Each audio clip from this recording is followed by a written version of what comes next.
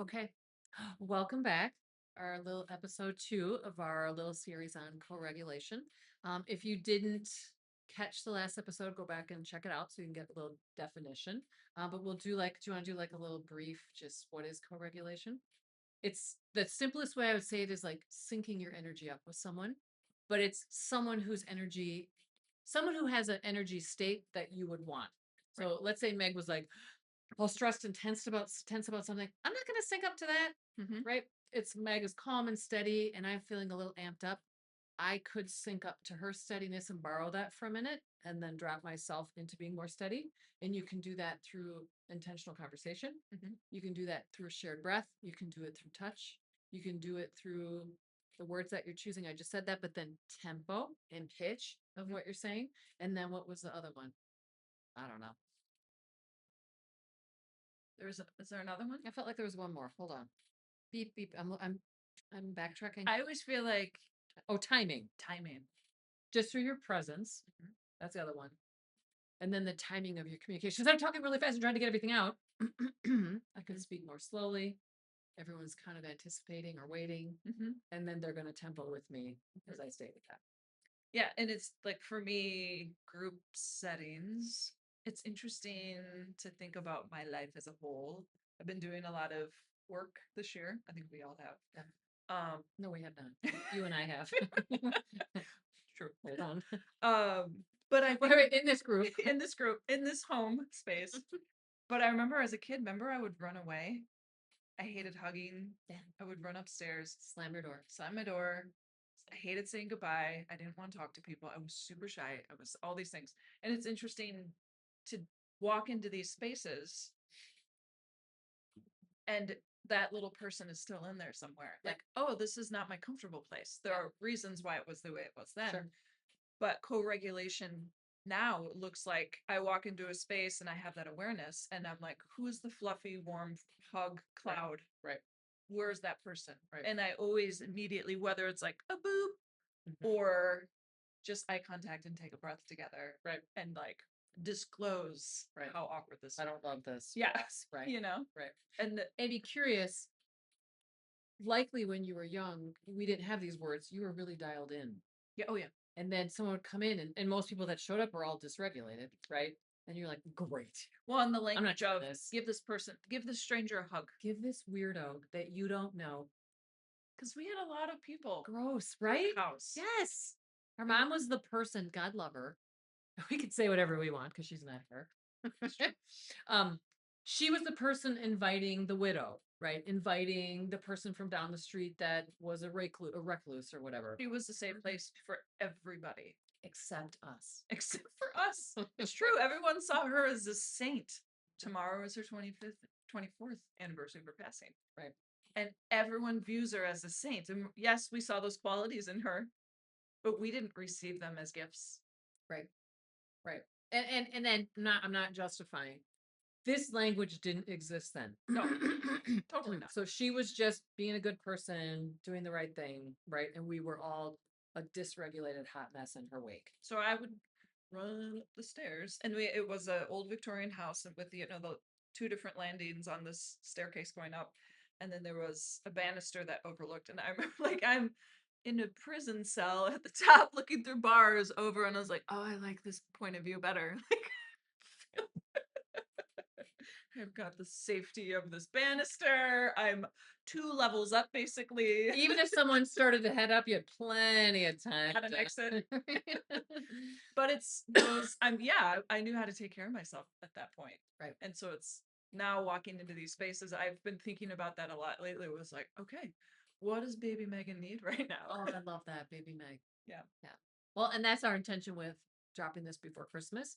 Is that if you just have some of this awareness and create language around, it's like, oh, that makes total sense. Aunt Jean is super safe and feels comfortable, and Uncle Bob is weird, and I don't want to sit with him and have a conversation. You don't have to, but that's not what we're talking And about. Aunt Nancy wears 24-hour red lipstick and always kisses you. Maybe you go straight to the bathroom and avoid that. Right. Or she goes to kiss and you put your hand Yeah. here. Okay, but that's not what we're talking about here. So in a group and co-regulating. So I'm gonna use the vantage point if I'm hosting and people are coming to my house. Or like really we'll start with, and I'm looking at my notes here. The best time, so as a reminder, why do we care about co-regulation or why do we care about regulation at all? Creating safety in a space allows people to be more comfortable. The more comfortable that people are, myself included as the host, and then more present. And we get to experience more real things and have more authentic connection. That's the goal. Right. Right. The goal isn't an amazing meal that took all day to prepare. The goal isn't that people do the things that you said, like play the games. No, the goals are that people feel safe enough to show up and to take care of themselves. And then if that turns into some beautiful connection, Well, and safe sounds like such an extreme word, but it all boils down to that, right? that isn't language I think a lot of people would use, No, but that is really what it is. it is. Right. Protection, guidance, grounding, Mhm. nourishment, Safety, safety, safety, safety. safety, safety, safety. Right. So this is a kind of fun fact. People are most vulnerable or open when they first show up. And I'm mentioning that because that's a perfect time to co-regulate. So in my case, typically if I'm hosting, or I'll use the example of my clinic, if someone comes here, I'm hosting, my energy is steady and intentional, right? And some of that is that's how I roll when I'm at work and hosting. And the other is that I know that if I can model that and share that with someone, then my guests are going to have a similar experience, right? So when someone comes in, a way that you can co-regulate is to hold a hug a little bit longer. Mhm. Or while you're hugging someone, and I gave this as an example to a client this morning. I'm like, my face is right by their ear. So if I do a really audible breath, a really audible breath in, and then an audible, they will time with you. It's kind of cool. Now, so if that seems creepy, you don't have to do No. that. Right. But I don't have people in my house Yeah. that I don't know well, right? You can also just kind words. I'm so glad you were able to make it. It means a lot to me, right? You also can create safety by saying things that sound safe, like, hey, you have permission to do whatever you want to do and take care of yourself. Mhm. You want to go sit in front of the TV and put the game on? Please do that. Mhm. You don't want to sit at the table. You don't want to eat this food. Don't do that. You being here was a gift to me. Mhm. But that initial interaction with that person can set a huge tone and co regulate. And you could use that in any number of ways. But at a minimum, some sort of touch, a hug, some words.